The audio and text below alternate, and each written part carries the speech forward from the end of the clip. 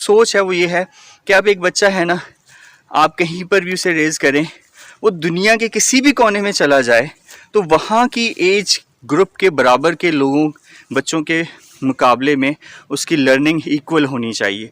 वो किसी education system में चला जाए तो ऐसा ना हो कि उसे लग रहा हो कि जी वो वहाँ जाके फेल हो जाए। हमारा खाना तैयार हो, बारबेक्यू तैयार हो, तो हम कुछ बात कर लेते हैं।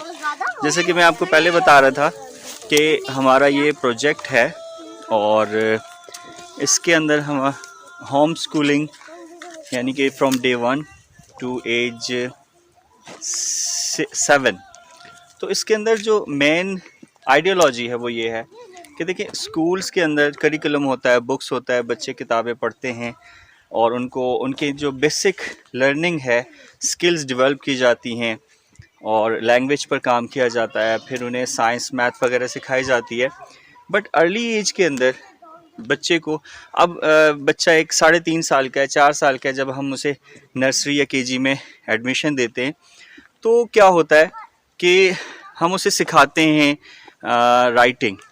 अब ABC उस वक्त उसे लिखना या ड्रॉ करना या 1 2 3 लिखना, उसके लिए कोई मीनिंग्स नहीं होते उसके अंदर। बच्चे का जो जहन है, जो लाइफ है, वो बहुत कलरफुल सी होती है, वो कलर से अट्रैक्ट होता है, वो थिंग से अट्रैक्ट होता है।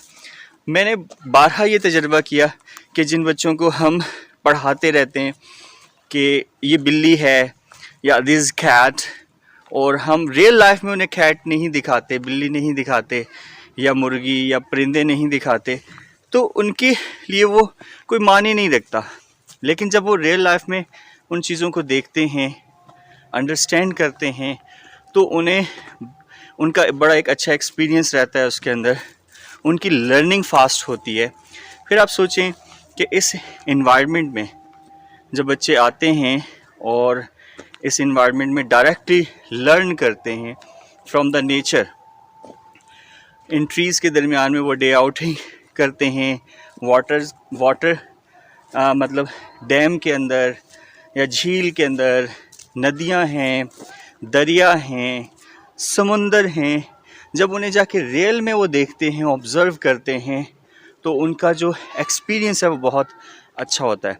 अब मैं ये नहीं कह रहा कि स्कूल्स के अंदर नहीं होता, लर्निंग हो जाती है, लेकिन बच्चा सिर्फ रेक्टिफिकेशन तक उन चीज़ों को अंडरस्टैंड करता है, लर्न करता है। लेकिन जो बाकी चीज़ें हैं, जो उसकी देखें 5 हम जो सेंसेस हैं, उनको प्रॉपरली इस्तेमाल में नहीं ला पाता बच्चा क्लास के अंदर बैठकर। फिर एक क्लास में बहुत सारे बच्चे होते हैं और एक टीचर होता है, और हमारे यहाँ इतना रिसोर्सेज नहीं है कि उन बच्चों को इंडिविजुअल तवज्जो दी जाए। बहुत सारे स्कूलों में होती भी होगी, लेकिन पॉसिबल नहीं है कि हर बच्चे को उसके हिसाब से डेवलप करना। अब हमारा जो करिकुलम है, जो एग्ज़ामिनेशन सिस्टम है, जो टेस्ट सिस्टम है, उसकी मिसाल ऐसे ही है कि जैसे आप सामने एक दरख्त हो और आप कहें कि जी आप चिड़िया, तोता, कबूतर, हाथी, सांप, मछली सबको बोलें कि आपका टारगेट है इसके ऊपर चढ़ना, तो ऑब्वियसली जो परिंदे हैं वो तो उड़ के चले जाएंगे। अब हाथी, कछुआ या मछली कैसे उसके ऊपर चढ़ेगी? एक स्टैंडर्डाइज टेस्ट का ये सबसे बड़ी प्रॉब्लम होती है कि हर बच्चे की जो इंडिविजुअल एबिलिटीज़ हैं, जो उसकी इंडिविजुअलनेस है, वो उसका टेस्ट नहीं कर पाते। तो ये भी एक बड़ी प्रॉब्लम होती है। तो ये कोई इतना मुश्किल नहीं है, इतना नामुमकिन नहीं है कि एक बच्चा 7 साल की उम्र तक घर में रहकर, अगर प्रॉपरली आपने टाइम टेबल बनाया हुआ है, माँ बाप दोनों ट्रेंड हैं और वो उस बच्चे को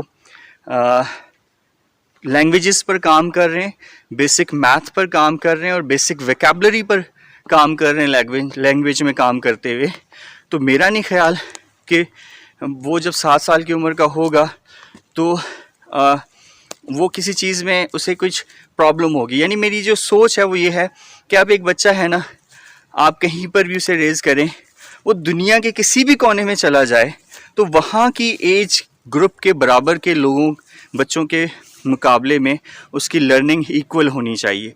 वो किसी एजुकेशन सिस्टम में चला जाए तो ऐसा ना हो कि उसे लग रहा हो कि जी वो वहाँ जाके फेल हो जाए। वो वहाँ जाके compete ना कर सके। और एक जो बड़ी चीज़ ख़तरनाक है हमारे स्कूलों में, बल्कि स्कूलिंग सिस्टम में सारे ओवरऑल द वर्ल्ड, वो कंपटीशन है। कंपटीशन के अंदर डालकर बच्चों को हम एक नफ़रत सिखाना शुरू कर देते। ऑब्वियसली क्लास में फ़र्स्ट पोजीशन किसी एक बच्चे की आएगी, लेकिन क्या जो फ़र्स्ट पोजीशन देने वाले लोग हैं या सिस्टम है वो इतना कैपेबल है कि वो ईमानदारी से इस बात का फ़ैसला कर सके कि कौन फ़र्स्ट है, कौन सेकंड है, कौन थर्ड है। और अगर फ़र्ज़ कर लें कि एक फ़र्स्ट हो भी गया तो बाकी 20, 25, 30 या 40 बच्चों का क्या उनके दरमियान में मोहब्बत बाकी रह जाएगी? तो आपने पोजीशन देने के चक्कर में इंसानों को इंसानों से नफ़रत सिखा दी है। तो ये बड़ा एक अलमिया है जो मुझे स्कूलिंग सिस्टम के अंदर बिल्कुल अच्छा नहीं लगता, क्योंकि मेरी ख़ुद एकेडमीज़ हैं। तो जब रिज़ल्ट होता है तो माँओं को और वालिदैन को, माँ बाप को ये ज़्यादा टेंशन होती है। ये टेंशन नहीं होती कि मेरे बच्चे की क्या पोजीशन है, बल्कि ये ज़्यादा उनके लिए टेंशन होती है कि दूसरे बच्चे की पोजीशन क्या आई है, या वो बच्चे जो किसी तरह से उनके करीब के हैं और कंपटीशन है उनकी पोजीशन क्या आई है। तो अगर एक बच्चे की 80% भी पोजीशन आई है, लेकिन अपने किसी रिश्तेदार के किसी बच्चे की पोजीशन 85% आ गई है, तो उसे 80 पर अप्रिशिएट करने के बजाय इस बात पर डांट पड़ रही होती है कि 85% दूसरे की क्यों आ गई, तुम्हारी क्यों नहीं आई, ये क्लास में तुम फर्स्ट क्यों नहीं आए। तो ये वो चीज़ें हैं जो इंसान को बचपन से ही एक दूसरे से नफ़रत सिखाते हैं। दुनिया में वैसे भी बहुत नफ़रत है। तो अगर 7 साल की उम्र तक बच्चे को घर में